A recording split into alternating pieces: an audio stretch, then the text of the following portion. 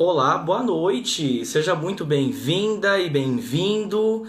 Enquanto o pessoal vem chegando pro ao vivo, eu vou aproveitar esse espaço aqui para você que está vendo esse vídeo no IGTV para olhar também, né, a nossa multiplataforma. Então, caso você esteja vendo esse vídeo e depois queira acompanhar esse material no Spotify, basta você procurar A Gente Conversa, que é um podcast que está dentro da plataforma, e a entrevista a seguir pode ser acompanhada aí em áudio, tá certo? Ela vai ser transposta em áudio e publicada lá também, no Spotify e no Castbox.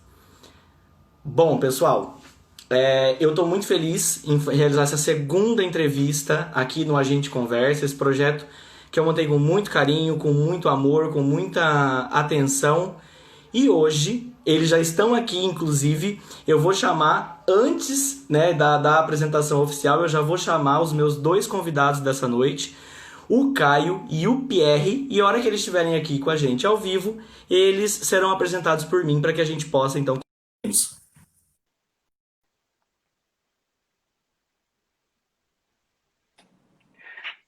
Olá, boa noite. Espero que todo mundo esteja conseguindo nos ouvir bem. Tudo bem? Tudo bem? Você consegue escutar a Vocês gente? estão me... Isso, eu tô ouvindo vocês. O vídeo só deu uma atrasadinha no começo, mas eu acho que agora tá ok. Talvez um Beleza. delayzinho do começo da live. Eu acho que vai. Vocês também estão me ouvindo super bem, tá tranquilo? Então, beleza, a gente também te escuta. Aí também tá chegando um pouquinho travado, né? Tá um pouquinho atrasado. Isso, eu acho que talvez seja alguma coisa realmente em relação ao começo da live aqui no Instagram, mas depois ele vai normalizando, eu acho. Espero. Espero que sim. Espero que sim. Esperamos que sim. Bom, pessoal, então deixa eu apresentar primeiro os meninos para vocês, para a gente então seguir com as perguntas. Eu estou aqui com o Caio Budel, que é jornalista e atualmente assessor de comunicação na Assembleia Legislativa do Paraná. Já o Pierre é publicitário, redator freelancer, então ele também está envolvido nessa área de comunicação. Os dois, que são um casal, lançaram a Monabot em parceria com o Sandro Motil, que é um programador e primo do Pierre. É um robô que identifica projetos de lei nas assembleias legislativas dos estados brasileiros e do Distrito Federal e comunica o andamento desses projetos de forma pública e facilitada pela rede mãe, que é o Twitter, e também no Instagram. A gente conversa hoje, então, sobre como a tecnologia e a comunicação andam de mãos dadas para o surgimento de projetos que apoiem as causas LGBTQIA+. Meninos, eu não tenho palavras para agradecer a presença de vocês aqui hoje. Imagina, a gente que tem que agradecer você pelo espaço aqui. Imagina. Bom, é uma honra então ter vocês aqui e eu gostaria de começar com vocês se apresentando. Então, vamos falar um pouquinho da trajetória, faculdade, de onde vieram, como se conheceram e quem são Caio e Pierre. Começa. Então, eu vou começar me apresentando. Meu nome é Pierre, eu sou publicitário, sou natural de Guarapuava, fico aqui no interior do Paraná, mas hoje eu moro em Ipan. Como você já falou, eu sou profissional freelancer de comunicação e gosto de falar que eu sou comunicador social, né? Porque eu gosto de pensar nessa parte sempre da comunicação que envolve o social mesmo e as pessoas que convivem com a gente. Bom, e eu sou, você já falou também, né? Mas eu sou jornalista, meu nome é Caio. Eu estou lotado hoje no gabinete do deputado estadual Cristina Silvestre, na Assembleia Legislativa do Paraná. E também trabalho com a Procuradoria da Mulher. Eu e o Pierre, a gente toca um negócio de comunicação junto, uma doisgência, que a gente atende. Legal. A gente atende aos clientes na parte de assessoria de imprensa, assessoria de comunicação. A gente atende a OAB Guarapuava, Associação Brasileira dos Zootecnistas. O PR tem também... Quer falar da questão do chat? Fala depois. Enfim, tem N clientes que estão envolvidos e a gente trabalha com toda essa parte de comunicação digital, digamos assim. Deu uma travadinha agora. Legal. Eu dei uma olhada, acompanhei o trabalho mesmo de vocês. A gente vem conversando, então. Deu uma travadinha, né? Aí. Eu também vou pedir pro pessoal. Eu também vou pedir pro pessoal qualquer coisa e ir compartilhando com a gente nos comentários, então, aqui, pedindo, ver como é que tá em relação ao retorno de vídeo, áudio e tudo mais. E agradecer, evidentemente, o pessoal que está aqui com a gente ao vivo, além disso. Bom, meninos, então depois de apresentados, a gente fala um pouquinho sobre as vivências e essas experiências que levaram à criação da Mona, né? Então, como que foi, assim, se a gente olha, por exemplo, a Mona hoje, ela é um robô que está online, que está aí nos ajudando nessa causa, né? Nos ajudando enquanto comunidade. Mas como que foi isso, assim, para vocês? Tipo, de onde a Mona veio? O que as vivências anteriores trouxeram para a criação da Mona? O Caio, inclusive, na Assembleia Legislativa, né? Um robô que fala sobre política voltada para a comunidade LGBTQIA+. Então, como que foi isso? Bom, então a ideia do Mona surgiu de uma conversa, de um desejo, na verdade, que eu e o Pierre tínhamos de ter um projeto pessoal. Quando a gente chega em uma determinada idade, a gente quer ter projetos pessoais, né? Então a gente chegou nessa fase e a gente queria ter um projeto pessoal.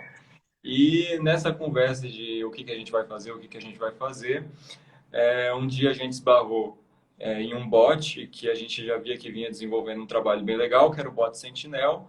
Surgiu um questionamento, será que algum bot já faz isso hoje para acompanhamento de projetos de lei? Até tem um bot hoje que é Elas no Congresso, que acompanha o trâmite de projetos de lei para a causa de mulheres, mas só a nível federal.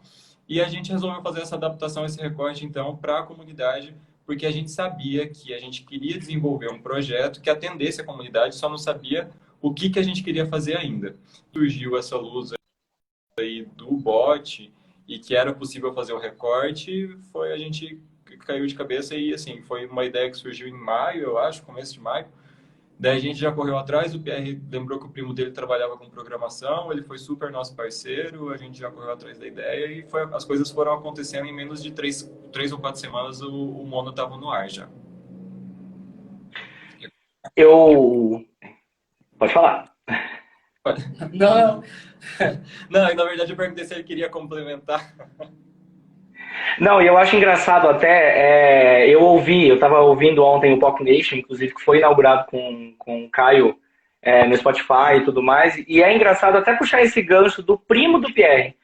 É muito legal a gente usar o exemplo do Sandro, porque o Caio citou que o Sandro é hétero. Então, quando a gente pensa em um projeto de comunidade voltado para a comunidade, a gente tem as pessoas que são aliadas, né? Então, é quase uma resposta automática, assim. Uma forma que tem, por exemplo, Sandro foi um grande aliado nisso, entendeu? Não necessariamente compondo a comunidade, ele é um nosso aliado, assim. Então, agradecimento também ao Sandro.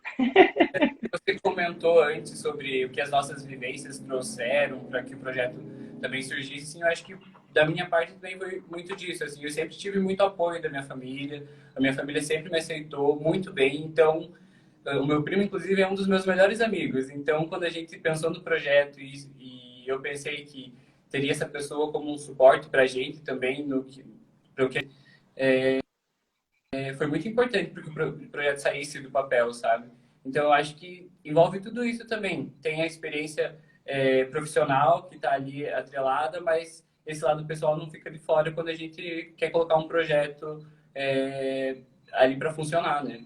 Isso, e a questão também de trabalhar, que nem você falou no começo, eu acabei deixando passar a deixa que você deu, mas a questão da Assembleia acabou influenciando bastante, porque aqui em casa política é tema recorrente, né? Não tem como, tipo, todo dia eu chego falando de coisas que estão acontecendo dentro da Assembleia, e projetos que estão sendo votados, inclusive em um ano que eu tô lá, nenhum projeto entrou um projeto entrou em votação da causa e ainda então essas coisas não tem como não chamar a atenção para uma pessoa que está num ambiente tão político assim.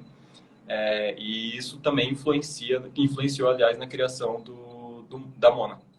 O nosso intuito, acho que como profissionais da comunicação, sempre foi levar mais informação à nossa comunidade. Eu acho que faz de uma obrigação nossa como profissionais sociais, sabe? Que atuam dentro da comunicação.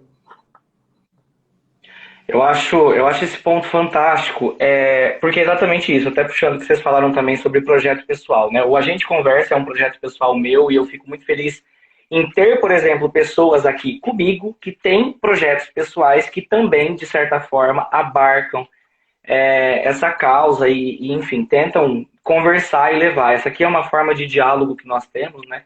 Na semana passada eu recebi o Marco também, que assim, é incrível, e a gente conversou super, foi muito bacana. Mas falando ainda, então, dessa questão de comunicação e desse nosso papel, né? Eu fico, assim, quase que lisonjeado por saber que a gente desenvolve e faz esse trabalho de comunicação voltado para a nossa comunidade, e aí a gente consegue chegar. Eu, por exemplo, quando eu descobri a Mona, inclusive a minha amiga, nossa aliada, que me indicou a Mona, tá aqui na live com a gente, eu me encantei, enfim, segui, compartilhei, enfim, eu me apaixonei pelo projeto exatamente por isso. É um dos meus xodós, assim, a Mona já é um dos meus xodós. E aí a gente fala, meninos, também sobre a expansividade, né? A gente está falando de 3 ou 4 semanas para que ela fique pronta e um pensamento que surgiu no começo de maio. A gente está falando do final de junho. Se a gente for olhar, não tem 2 meses que a Mona está no ar. E aí a Mona já tem uma trajetória, assim, incrível. E eu puxo o que aconteceu ontem. O diálogo da Mona com o Requião Filho no PL 832, se eu não me engano, acho que é o 832 de 2019, que está em votação aqui no Paraná. E aí a gente conseguiu chegar, então, no presidente da Alep, a gente conseguiu chegar no presidente da CCJ no Paraná, da Assembleia Legislativa. Como que é, assim, o sentimento de vocês? Então, primeiro passo cumprido. É um robô que está ali falando sobre projetos voltados para a comunidade LGBT. Mas ontem, a Mona fez, né? Olhou e falou, cara, pessoal, tem um projeto sendo votado, e aí? Sabe, como que é isso para vocês, assim? É que eu vou começar, você complementa. A gente está muito preocupado e é realmente uma preocupação constante de dar sobrevida para a Mona, porque a gente viu que ela teve um hype muito grande no começo e a gente tem uma certa preocupação que isso comece a ter um certo declínio, porque é uma tendência. Às vezes algumas coisas elas estouram do nada e se você não tem uma novidade ali no teu conteúdo, isso acaba morrendo. Então, dito isso, o que acontece? A gente pensa em dividir o conteúdo da Mona na forma padronizada dela, que é o objetivo principal de divulgar quando um projeto está entrando, mas mais que isso, que ela seja um robô de provocação. Que ela mostre quando assim, ó, esse projeto está parado faz mais de um ano, gente, vamos se mexer porque alguém precisa resgatar isso daqui. E foi o que aconteceu nessa semana. A gente assumiu o primeiro tom de provocação, acho que foi na segunda-feira, né? Foi a primeira vez que a gente fez uma provocação desse tipo com a Mona. Fez uma movimentação ali no Twitter, algumas pessoas, não foi muita gente, mas algumas pessoas compraram, ergueram a bandeira junto, mas foi o suficiente para o Requião se manifestar, para o Requião Filho se manifestar, que é o autor do projeto, e provocar o Francisquini, que por consequência respondeu e se comprometeu assim, olha, se não entrar em votação agora no período de pandemia, quando voltar para as minhas mãos, eu me comprometo em botar em votação. Então isso para a gente, para um projeto que tem menos de um mês, pelo menos para mim, eu acho que é motivo de muito orgulho, acho que o Pierre também. Com certeza.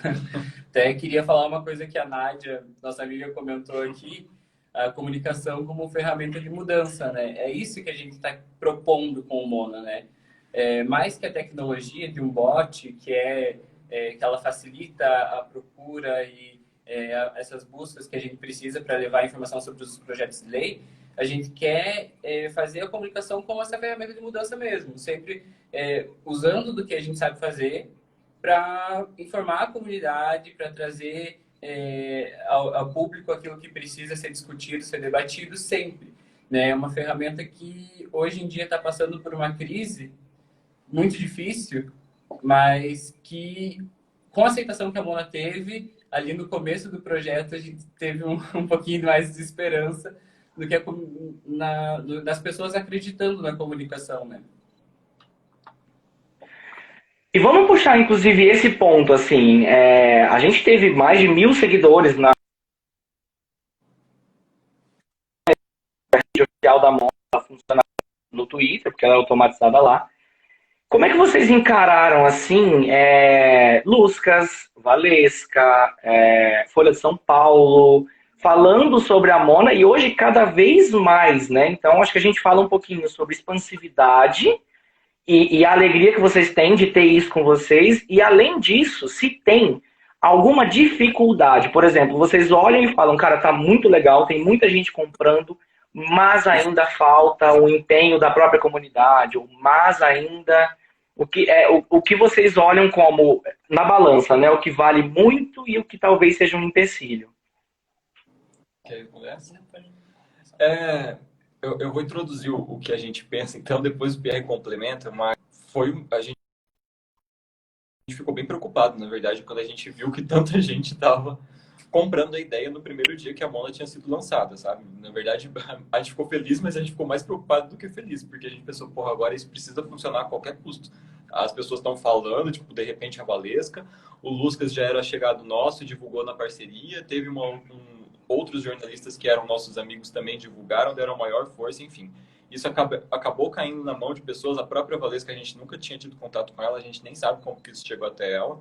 O Renan, que é jornalista da Folha, colunista na Folha, também entrou em contato com a gente e a gente nunca tinha tido contato com ele. Enfim, isso tudo para dizer que foi um boom muito bom, mas que a gente ficou preocupado porque a gente pensava, bom, opa, agora caiu aqui. Aí, voltou. Erro de gravação. Então a gente ficou preocupado que, assim, será que vai funcionar? Agora a gente precisa fazer funcionar. E, de fato, funcionou. A gente ainda quer que a gente ainda precisa que ela expanda, porque ela ainda não monitora o Senado, nem o Congresso, nem a Câmara dos Deputados, mas a gente está trabalhando para isso, o Sandro está cuidando dessa parte, e por enquanto a gente vai lutando com as armas que a gente tem e está funcionando. Da parte de sentir falta, a gente sente falta. A gente sente falta de engajamento, a gente fica ali naquela questão meio de engajamento, que eu digo não no sentido de números, mas no sentido das pessoas comprarem a causa.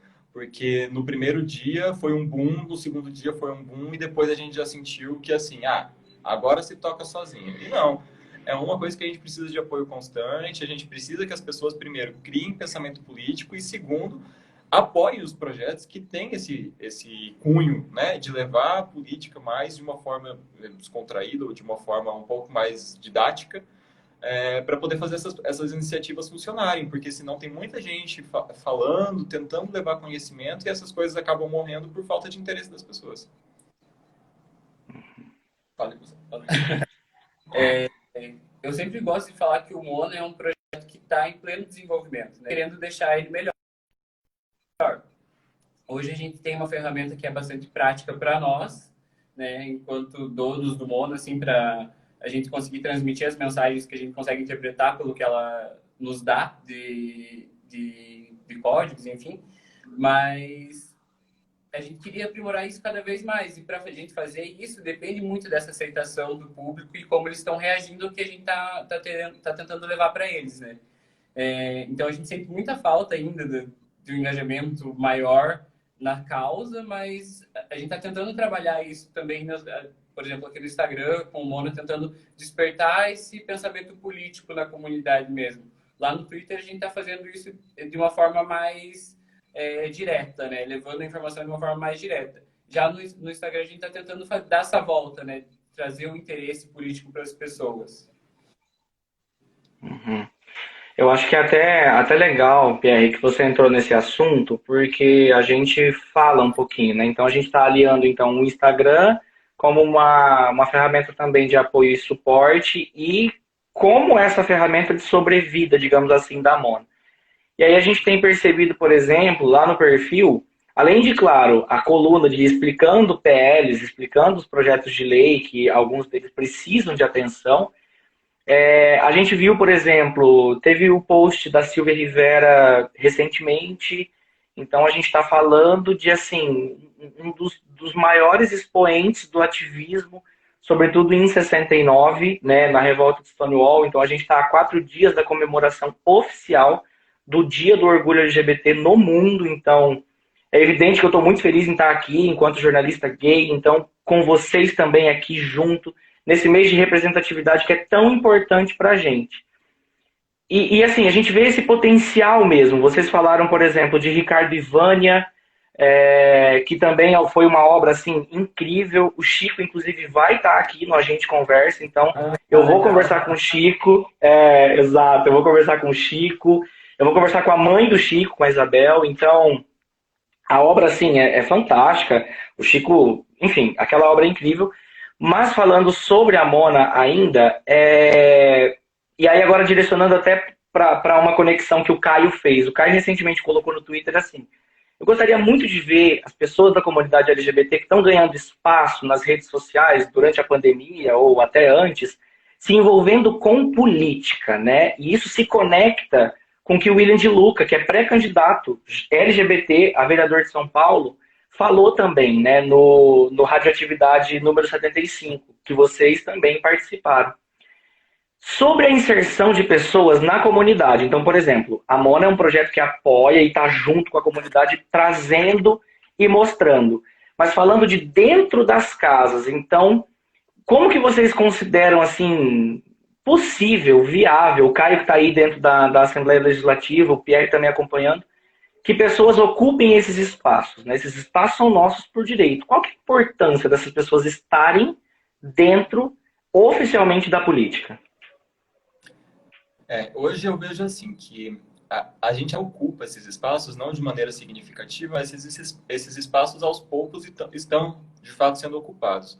O grande X da questão é que eu vejo que as pessoas, por exemplo, eu sou um candidato LGBTQIA+. É assim, eu sou um candidato. Em algum momento eu vou apoiar a causa de vocês, mas eu não sou da comunidade. E eu acho que esse é o diferencial que a gente precisa hoje. As pessoas precisam entender que precisam sim levantar bandeiras e vestir determinadas camisas para que as coisas possam acontecer e para que elas tenham legitimidade de discurso e mais, para que elas consigam apoio quando elas vão fazer uma campanha política para o seu candidato a vereador em São Paulo ou qualquer coisa do tipo. O De Luca, por exemplo, essa é a maior bandeira dele. E eu acho que ele tem muita chance de ser eleito lá em São Paulo justamente por conta disso. A militância dele no Twitter, nas redes sociais, em toda a questão online, sempre foi por causa disso. Ele tem N pautas, mas a pauta principal dele é essa, e ele deixa isso muito claro. E o De Luca ele tem o potencial de ser, inclusive, deputado federal, minimamente estadual. Então, eu acho que por aí a gente consegue, sim, ter um panorama de como poderiam funcionar as coisas para a nossa comunidade, né? Politicamente falando, então de desenvolvimento de política pública em diversas áreas, saúde, segurança e tudo mais, se as pessoas vestem a camisa. Hoje a gente tem um deputado, se eu não me engano, que acho que é do Rio de Janeiro, que ele é assumidamente LGBTQ. E a gente sabe que tem muito, muito mais, né? Tem as pessoas que elas simplesmente não contam, porque a velha política não permite que isso seja dito. Acho que o grande ponto disso tudo é a questão de ocupar espaços, né? A comunidade precisa ocupar determinados espaços.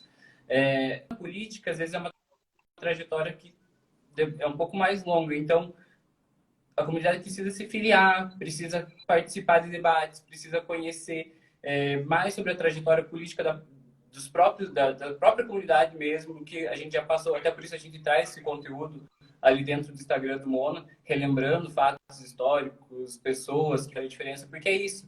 Né? Nós já ocupamos algumas posições, a gente precisa continuar ocupando esses espaços para que a discussão da causa LGBT ganhe cada vez mais proporção. Né?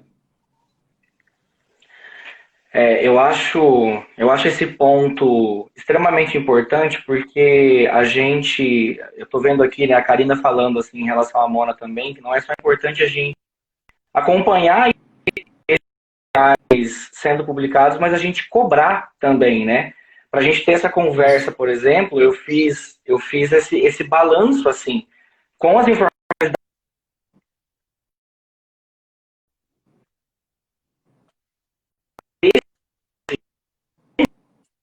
Nada, nem velho, nem novo, nem tramitação, nem com tramitação lenta, nem parado na gaveta, nada. A gente tem 12 que não tem nada. Então, depois eu até disponibilizo a lista para o pessoal vai conseguir ver também lá no Monabolt.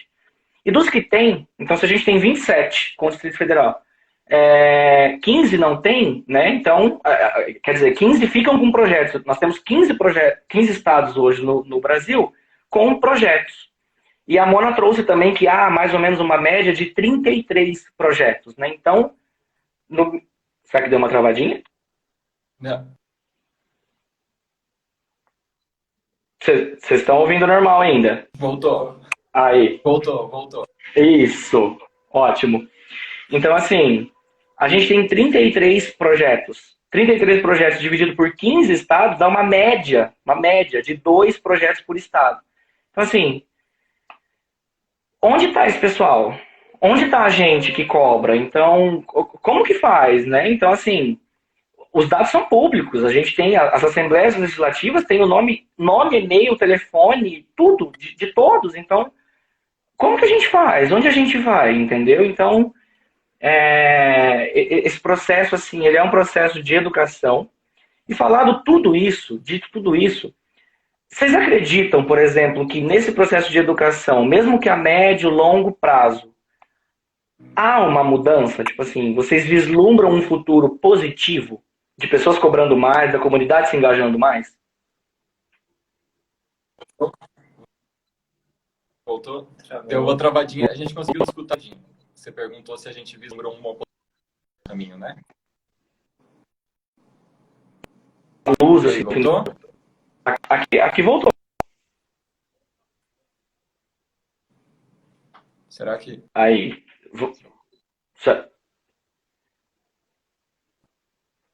Tô por aqui.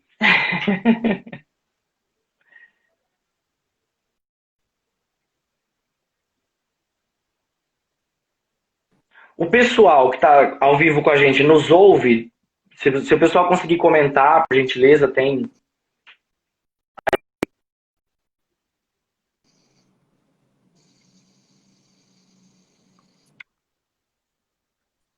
Creio que tenha voltado.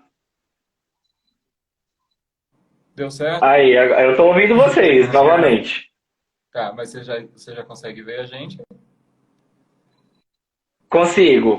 Agora tá. Aham. Tá. Agora voltou, o pessoal tá falando. Ah, voltou. Então tá. Então você tinha perguntado pra gente se a gente tinha um certo vislumbre aí de como as coisas podiam funcionar daqui pra frente, né? Uhum, isso. Frente a todo esse cenário de poucos projetos e tudo mais, tá? Eu vou responder pelo que eu consegui entender e daí, se qualquer coisa, você me interrompe. Mas, assim, a Júlia até comentou ali, antes de dar essa travada inteira, que é um trabalho de formiguinha. E é mesmo, é um trabalho de formiguinha, é a gente ver que, às vezes, por mais que a gente não tenha o retorno que a gente queria ter, e quando eu digo retorno, assim, a repercussão que a gente queria ter tido com determinado post educacional, com conteúdo mais educacional, mesmo assim a gente precisa continuar e já está no lucro. Deu uma falhadinha, mas...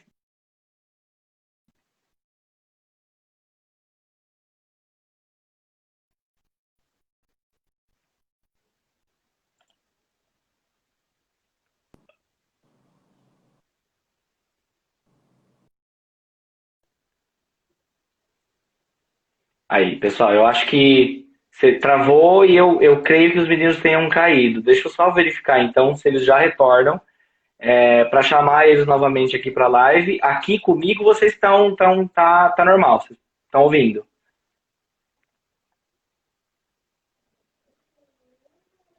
Agora travou travado.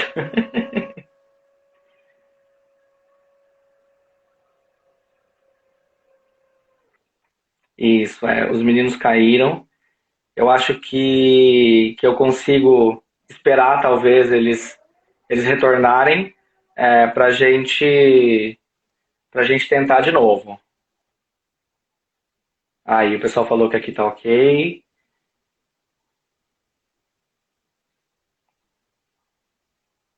Ah, aqui. Os meninos estão vindo.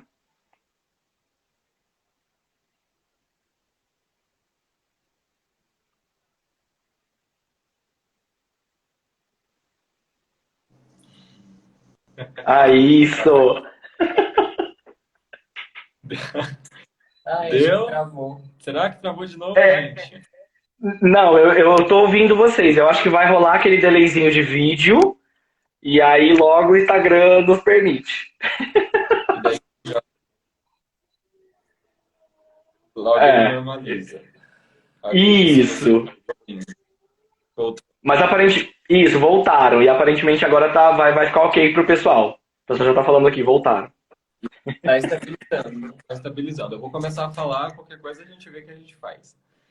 Mas tá, Tá que nem bom. eu estava dizendo, realmente é um trabalho de formiguinha, a gente precisa, sim, ter essa atenção especial no sentido de que, por mais que a gente esteja mudando a cabeça de uma, duas, três pessoas por publicação, ou uma pessoa por publicação, a gente sabe que o nosso papel está sendo feito. Isso é uma avaliação pessoal minha, eu nem sei se o Pierre concorda com isso, mas eu vejo que a gente está, quando comparado, por exemplo, ao Stonewall, que é um marco, eu vejo que a gente ainda está muito longe, a gente ainda tem muito que avançar, politicamente falando, no quesito formação de pensamento, aqui no Brasil. Quando você lê qualquer coisa sobre Stonewall, quando você vê, enfim, até tem aquela série da Netflix que retrata um pouco do que foi Stonewall, aqueles recortes da história já mostram o engajamento político que eles tinham, que era muito mais do que gritar para o mundo assim, eu sou gay, eu sou queer, eu sou drag, ia muito além disso. O que eu entendo hoje... Como a Marcia falou, eu quero meus direitos e eu quero agora. E eu quero agora. Né? Eu acho que é por aí. As pessoas, elas... e isso é uma coisa que me motivou, e acredito que o Pierre também, a criar a Mona, que é a questão de as pessoas gritarem, eu quero que o LGBT, não sei o quê, a gente precisa, a gente não sei o quê, o cara não se dá o trabalho de entrar no site da Assembleia e ver o que está sendo votado. Primeiro, a pessoa não sabe o que é uma Assembleia. Segundo, ela não sabe nem o que é um projeto de lei. Terceiro, e isso é muito... Aliás, antes de falar o terceiro, assim, isso é muito reflexo da nossa criação educacional, porque a gente não é ensinado na escola a ter interesse político. E isso também é uma coisa que precisaria ser mudada. Então, a gente já está trabalhando hoje com pessoas que têm um pensamento nesse sentido deficitário, porque elas não foram criadas para isso, elas não foram criadas para ter pensamento político, muito menos interesse político. Então, realmente é um trabalho, repetindo pela enésima vez, mas é um trabalho de formiguinha mesmo, assim, sabe?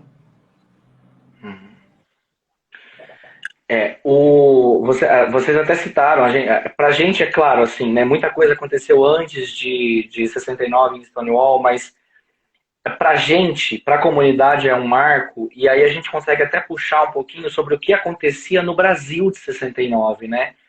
Se a gente estava olhando, por exemplo, já uma comunidade, a Marcha, a Silvia e tantas outras, então ali em 72 o surgimento da Star e as casas, então tudo isso que aconteceu, a gente estava passando por uma ditadura militar no Brasil, né? Então, Estamos ouvindo. vocês estão ouvindo, né? Aí. Ah, tá. Não tem problema não. Mas então, a gente em 69, a gente estava passando, inclusive por um dos períodos mais críticos da ditadura, né? Então a gente está falando de AI-5, com Costa e Silva e tudo mais. E isso configura e nos ajuda a entender, e leia-se entender como não se conformar com esse processo tardio de conquista de direitos e de busca por direitos. Porque em 69 era abaixo de porrada, era abaixo de tiro, mas o Stonewall estava rolando. A ditadura militar não permitia discutir, entendeu? A gente não podia falar, a gente não podia... Meu, assim, surreal, não tem a menor condição. Um documentário ali, mais ou menos da década de 80 também, que chama Temporada de Caça, fala muito isso, né? Mostra pessoas falando, tipo assim, meu, o que vocês acham de pessoas da comunidade LGBT? O que vocês acham dos gays? Gay pra mim tem que morrer. Isso. Gente, a gente está falando de 30 anos. A gente está falando de uma idade de uma pessoa adulta. A gente está falando um espaço de tempo de uma pessoa adulta pedindo a morte de pessoas. E aí? E aí eu acho... Opa. Pode falar. Pode falar. Posso? Então tá. Não, eu só ia puxar um outro assunto. Eu quero que você complemente antes mesmo. Não, mas eu vejo que essa diferença, eu fiz um comparativo entre, né? Mas são cenários totalmente diferentes e eu concordo com você nisso, porque a gente viveu momentos da história diferente no sentido de libertação, né? De libertação até de pensamento. e de mudança de pensamento, esse paradigma ter sido quebrado. Eu vejo que a gente está passando por muita coisa que eles passaram naquela época, a gente está passando hoje. Então, eu entendo que as preocupações daquela época, apesar de, sim, as pessoas que estavam envolvidas com o Stonewall, por exemplo, elas tinham sim os seus conflitos internos, elas tinham o problema da não aceitar e tudo mais, mas elas tinham essa preocupação política. E eu vejo que hoje a gente não está passando pela mesma coisa, porque as pessoas elas estão muito preocupadas com o quesito ser aceito. E esse quesito ser aceito ainda não teve esse despertar que ser aceito está muito envolto, sim, com a questão política. Eu vejo que as pessoas estão assim, eu preciso ser aceito pelo meu pai, eu preciso ser aceito pela minha mãe, e daí já está tudo bem. E o despertar político demora muito para acontecer. Quando, na verdade, no meu entendimento, essas coisas elas tinham que estar acontecendo em paralelo. As pessoas tinham que estar buscando aceitação dentro de casa, mas para acontecer a aceitação dentro de casa, ela precisa do macro. Porque, ao meu ver também, assim, a política dá espaço para que as pessoas existam e ocupem outros espaços. Normalizam as coisas. Então, toda a questão da família, amigos, comunidade, né, sociedade exterior, passa pela normalização da comunidade LGBT, né? Porque hoje a gente ainda é encarado como um tabu, infelizmente. Então, quando se fala em aceitação, tem que lembrar que a aceitação parte do princípio político, né? Então, tudo é política. O LGBT precisa entender que tudo é política. Gostando ou não, tudo é política. Todo ato é político. Exatamente. O fato de todo ato ser político faz a gente entender exatamente muito sobre isso, né? E aí a gente discutir sobre como que a gente pode fazer dentro e fora da comunidade. Por exemplo, o assunto que eu ia puxar em relação a nós termos esse despertar, a gente está falando de Marsha P. Johnson, a gente está falando de Silvia Rivera, a gente está falando do movimento drag queen também, que esteve muito presente nesse período. Peraí que eu acho que só deu uma... Aí. O Instagram tá nos fazendo deixar a live divertida. Mas eu acho que eu continuo ali falando só. Então, nesse período, então, o pessoal que está nos assistindo, assim, para começar, isso aí, assim, a ponta do iceberg, mas documentários como A Morte e Vida, de Marsha P. Johnson, na Netflix, The Queen, na Amazon Prime, que foi um antecessor de Paris is Burning, também, que é, assim, um documentário sensacional dentro da Netflix. Então, pessoas assistam Paris is Burning, assistam A Morte e Vida de Marsha P. Johnson. E aí, quando a gente fala sobre ato político, sobre aceitação e ajuda, eu trago para a nossa realidade, né? Homens gays, comunicadores que se veem como megafone. Voltando para os 33 projetos em média que nós temos tramitando nas assembleias legislativas, a gente tem 10 que é voltado para a comunidade trans. Então, assim, as pessoas travestis, transexuais, transgênero, estão ali com 30%. Imagina o seguinte, a gente tem pouco, tá o pouco do pouco. Então, não é só a gente falar sobre projetos da comunidade LGBT que ia mais. Quem da nossa comunidade está ainda mais à margem. Então, assim, são 10 projetos, né? E para a gente entender, por exemplo, realidades, conceitos, a gente precisa do quê? Do diálogo. A gente precisa conversar. A gente precisa estudar. A gente precisa entender. Ainda em recomendações de documentários, por exemplo, existe um AALA. Ele chama AALA. Ele está disponível na internet. Ele foi feito pelo Fred Botrel, que é um outro jornalista do estado de Minas, inclusive, que tem uma ala LGBT, pessoas trans. Então, como que foi esse movimento, né? Dito tudo isso, eu acho que o foco é ver além, a gente olhar para a Mona como algo que vai além, né? Como uma ferramenta que vai além e que serve como ferramenta de democratização de toda a sigla. Então a gente falou até agora muito sobre quem é de fora, por exemplo, porque é informação democrática. Como vocês veem, por exemplo, ela também como uma ferramenta daí aplicada na prática, né, para a nossa comunidade. Então, há planos, por exemplo, de olhar para ela e falar, cara, ela é provocativa, ela é militante, ela tá aqui com a gente. fale vocês. Não, pode vir. Eu acho assim que é um processo de transformação que o próprio pode estar sofrendo, né? Ele já está passando por isso, mas, aliás, antes de eu falar dessa transformação e do que a gente pretende que ela vire, porque está muito casado com isso que você falou, essa questão da comunidade trans, para a gente é muito relevante, porque nós somos homens gays, né? E a gente entende que a gente é privilegiado, mesmo a gente sendo prejudicado, mesmo a gente estando, de certa forma, à margem. Pessoas que integram outras letras da sigla estão mais à margem aí. Teve em um dos lugares que a gente participou agora há pouco, eu até falei que o movimento trans ele ainda está engatinhando quando o assunto é políticas públicas.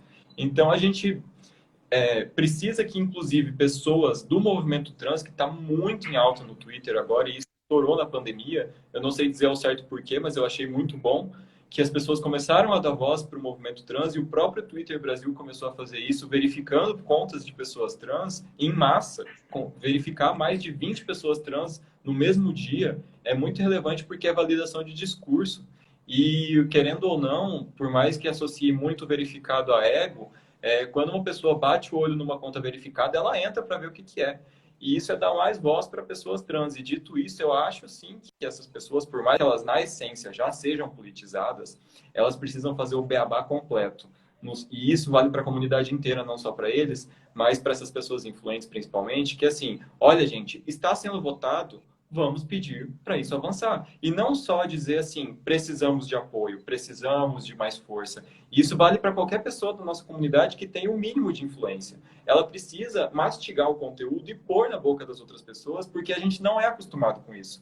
Então não basta só falar assim, precisamos de políticas públicas na saúde. Isso para uma pessoa que não tem vivência política é grego. Ninguém entende. Então, quando você tem o mínimo de conhecimento, você precisa sim realmente mastigar aquele conteúdo e falar, gente, olha, está sendo votado A, vai beneficiar B, por favor, vão lá e cobrem C. Para que isso seja um processo que envolva toda a parte democrática da coisa. Eu acho que eu travei de novo. A imagem sim, mas o áudio aparentemente estava comum. Estava normal. Deu problema Aí, um pouco? voltou. Travou? O final deu para te ouvir. Da votação do A. Isso. Então, voltando nisso, assim, como você comentou também, dos 33 projetos para a comunidade trans, mas vale lembrar que desses 10, muitos ainda se repetem na essência do projeto, né?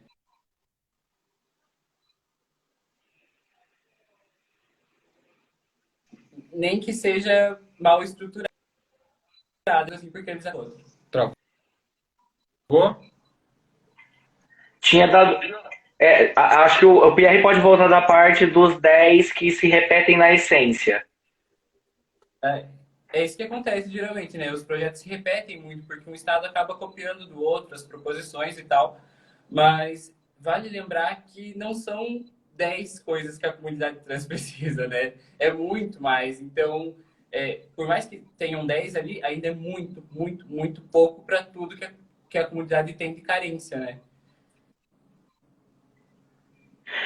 Eu acho que a gente chega em um ponto bem legal também de entrar numa discussão, já que o Caio falou, né, votando A, que beneficia B, por meio de C.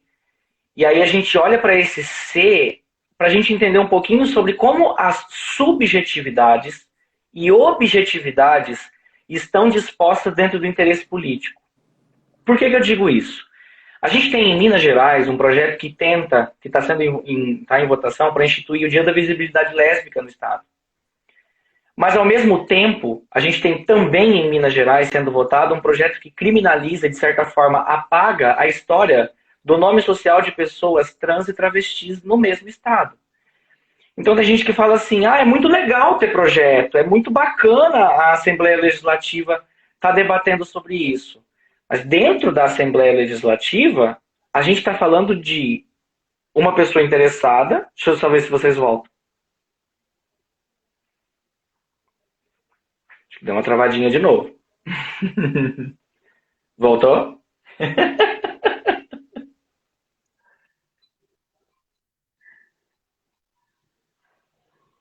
Eu acho que está voltando de vocês um pouquinho. Será que voltou? O áudio de vocês eu consigo ouvir, a imagem também vem voltando. Pro pessoal, como é que tá? Tá.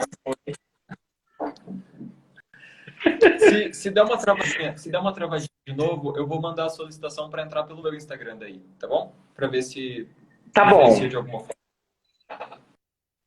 Ah, então tá. Ok, beleza. A gente deixa combinado assim, então. Vamos ver. Já Cês, entrou, já. Vamos fechar. cês, isso.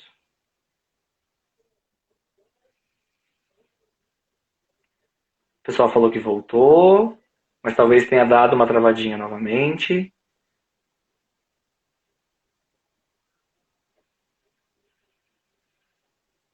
Agora sumiu.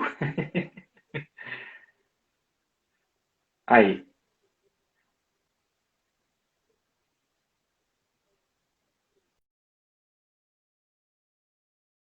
Bom, pessoal, o Caio tá aqui de volta. O Caio tá com o perfil dele. E eu vou aceitar a solicitação pelo perfil do Caio, então. Pra gente tentar fazer então com o celular dele. Olá!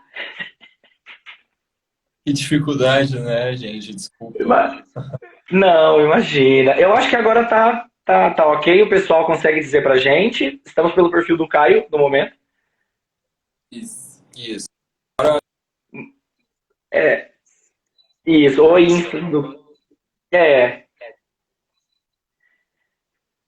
Na legal. verdade, ótimo. Aí o pessoal falou oi, Insta do Caio, então tá. Aí, tudo certo.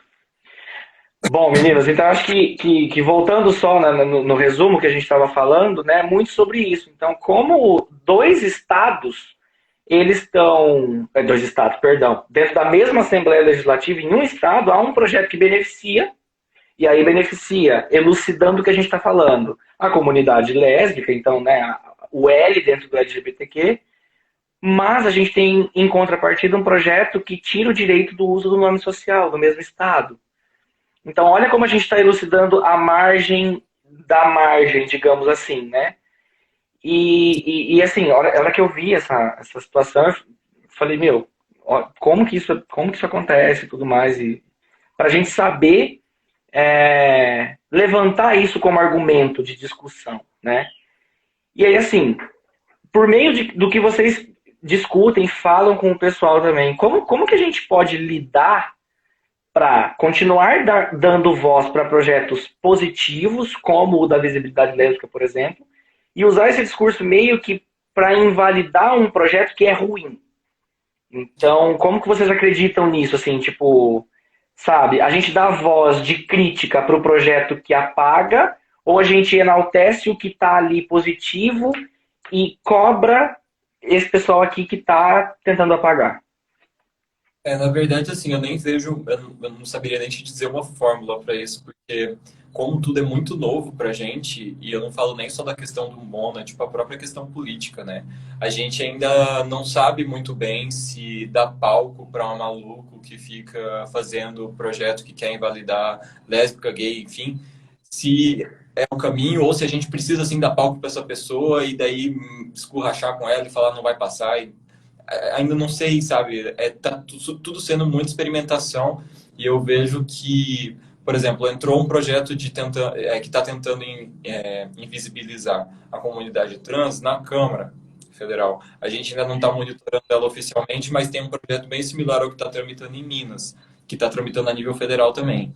E o discurso que eu estou vendo de lideranças, inclusive o Eliseu Neto, que é do Senado, tá comentando em grupos assim, não vamos dar palco porque isso daí vai acabar morrendo, o trâmite é muito penoso e acaba morrendo. Mas, por outro lado, eu entendo que a comunidade precisa saber quem está contra ela. A gente precisa saber porque, assim, dentro de casa tem pessoas que votam nessas pessoas que estão contra a gente. E, às vezes, numa conversa com o pai, com a mãe, com a tia, com o cavalo e passarinho, você consegue convencer a pessoa, não vote no Beltrano, porque olha aqui o que ele propôs para invisibilizar trans e eu sou trans. Entendeu? Então, na verdade, assim, eu não sei te falar, é bem sincero mesmo, se a gente tem que falar, se a gente não tem que falar, mas eu entendo que é uma discussão válida e isso acaba tendo que ser, enfim, mais aprofundado para a gente poder chegar em um consenso, apesar de não ter certeza se existe um consenso. Porque acho que vai ser muito do momento, a gente vai acabar sentindo. Hoje, para Minas Gerais, talvez para o espaço que o Estado tem, aí para o contingente aí de eleitores, seja válido mencionar. A nível federal, já não sei se é. Então, sempre ter esse contraponto. E falando ainda especificamente da comunidade trans, a maioria dos projetos que não são do bem e falam da comunidade trans, eles estão atacando geralmente na essência do existir do corpo trans, porque eles falam de nome social ou então de competições, né, esportivas na hora de segregar, né, homens e mulheres nas competições. Então, a gente tem que saber se a gente pega e coloca para discussão que a comunidade trans está sendo atacada mais uma vez por esse projeto de lei que está acontecendo lá e tal, ou se a gente vai deixar passar, como tem algumas pessoas que acreditam que não dá palco e tal. Mas é uma questão muito frágil, assim. A gente ainda também está aprendendo a lidar, mas muito perceptível a falta de representatividade trans em todas as questões políticas, assim, né? Então, ainda a gente vivenciou um pouco disso falando do projeto lá no Twitter e no Instagram. A receptividade do público foi bem boa, porque eles foram atrás de saber mais sobre o projeto e tal, mas ainda não foi nenhum caso que a gente tivesse algum problema e tal, ou né, fosse mais complicado, assim. Uhum. E é engraçado, e até engraçado no sentido de cômico para não ser trágico, que infelizmente a gente está em 2020 e falando sobre isso, tendo a necessidade de elucidar fatos que negativam, que apagam, que execram a existência de pessoas trans. Em 2016, quando a então presidenta eleita da República, Dilma, publicou a portaria do uso do nome social em órgãos públicos, e aí isso vai desde atendimento à saúde, a retificação do RG e tudo mais. Eu até escrevi um artigo de opinião né, de forma aliada mesmo com essa causa dentro da nossa sigla, falando muito sobre isso, né, desse direito civil que sustenta o caráter. Então, assim, a gente está falando que sustenta como eu invisibilizo uma pessoa e qual é o meu direito frente a isso. Puxando o que o Caio falou sobre a validação do Twitter de pessoas trans, eu puxo o exemplo do perfil da Ana Flor. Eu indico o perfil da Ana Flor. A Ana Flor, assim, nossa, ela é uma mulher incrível e ela fala muito sobre isso, porque a gente até comentou com essa onda recente do Face App, de ai, como é que eu seria menina, como é que eu seria menino. E a gente conseguiu levantar debate sobre isso, né? Tipo assim, por que você, que, sei lá, é um homem cis, hétero, gay, que seja, e posta uma fotinho engraçadinha como mulher, pra você tá ok, bacana. Mas quem tá do seu lado?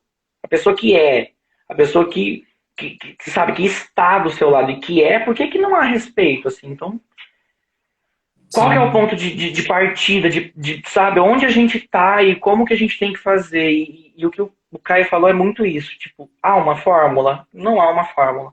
A fórmula é a gente se abrir e a gente se colocar para o debate. Eu acho que é a única forma que a gente consegue Isso dessa maneira. mesmo, cirúrgico. Nem tenho que complementar. Meninos, nós temos 7 últimos minutos restantes da nossa live. Então a gente está caminhando infelizmente, para o finalzinho dela. E aí eu gostaria de abrir esse espaço antes de fazer o encerramento com vocês, para vocês falarem alguma coisa, para vocês deixarem uma mensagem, para vocês, enfim, para serem vocês. Começar agora o Instagram. Agora eu tô no meu, né? Vou falar então primeiro. Tá, primeiro eu queria agradecer o convite, foi sensacional, a gente nunca tinha participado de uma live e foi uma boa primeira experiência, então te agradeço de coração, agradeço aos nossos amigos que participaram aí do começo ao fim, a gente viu muito comentário, a Nádia, a Karine, a Michelle, enfim, eu não vou citar todo mundo porque eu vou esquecer, mas vi uma galera aí e é bem importante pra gente esse reconhecimento, principalmente de quem tá perto. É bom reconhecer de quem está longe, não nos conhecia, tipo você que chegou a nós através da Mona, mas o reconhecimento de quem está perto para a gente também é muito importante. Então, só queria deixar esse agradecimento mesmo e falar que pessoas que não são gays, não são trans, não são lésbicas, não são da comunidade, é muito importante esse apoio, não só para a Mona, mas o apoio para pessoas da comunidade. A gente precisa, sim, desse suporte a todo momento, tanto na questão política quanto nas questões do dia a dia, que não deixam de ser políticas, mas que a gente faz essa separação, né? Então, é, sim, muito importante para a gente esse reconhecimento diário que a gente tem aí dos nossos amigos. Obrigado. Basicamente isso, o Caio falou. Muito obrigado pelo espaço, amigo. Muito obrigado por todo mundo que acompanhou a gente aqui também. Espero que todo mundo acompanhe a Mona agora e comece a discutir política com a gente lá no Twitter, em todas as plataformas que a gente começar a ocupar a partir de agora. Vamos colocar a nossa voz para debate, vamos ocupar os espaços que precisamos ocupar e é isso. Eu não posso agradecer mais. Eu estou muito feliz também pelos meus amigos que nos acompanharam, pelos amigos de vocês que nos acompanharam, pelos nossos familiares. Então, o pai do Caio está aqui, a minha mãe está aqui, a minha família está aqui, na verdade. Então, eu estou muito feliz. Oi, perdão? Esqueci do meu pai e da minha mãe aqui, verdade, eles estavam aí. Então, assim, eu não vejo a hora de tudo isso passar, dessa pandemia passar. Eu tenho comentado que eu quero muito ir a Curitiba. Então, indo a Curitiba, o nosso primeiro compromisso vai ser um café, vai ser qualquer coisa. A gente precisa se encontrar. Eu estou muito feliz em ter essa proximidade com vocês. Compartilho também das palavras da Nádia, inclusive. Vocês são inspiradores, o trabalho de vocês é lindo. Eu estou muito feliz em ter vocês aqui. Eu estou muito feliz em a gente construir essa amizade, essa parceria. E eu não poderia deixar de agradecer quem nos acompanhou e dizer, evidentemente, pessoal, o @ da Mona é Mona, só que em vez do O é o 0. Então, M0NADOT. Aqui no Instagram e lá no Twitter, que é o foco. Então, mesmo que você não tenha Twitter, cria um. Se não quiser criar, salva o perfil nos seus favoritos, acompanhe todos os dias, porque o perfil é aberto, então não necessariamente precisa ter conta, mas se você tiver, vai ajudar a Mona a funcionar. Os meninos também, então, o Caio tá aqui com o Insta dele, então, que é Caio, @Caio Budel. O Pierre começou com o dele, então é PRX Michel, então, né, tá ali também. Eu vou deixar depois nas descrições também e tudo mais. E meninos, mais uma vez, muito, muito, muito obrigado. Eu tô muito feliz na nossa conversa, tô muito feliz por vocês estarem aqui. E a gente se fala. Obrigado mais uma vez. Tchau, tchau. Até mais, gente. Tchau, tchau. Boa noite para todo mundo.